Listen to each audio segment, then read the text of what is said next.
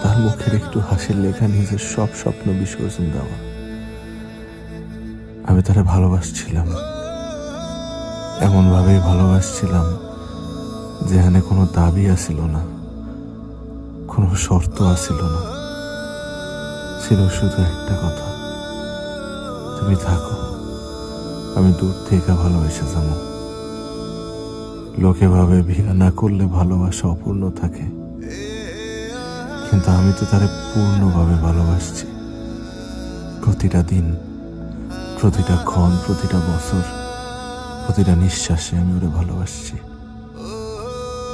আমি কোনোদিন তারে নিজের করতে পারি নাই, তবু আজও এই শেষ বয়সে আইসা আমার বুকের কোণে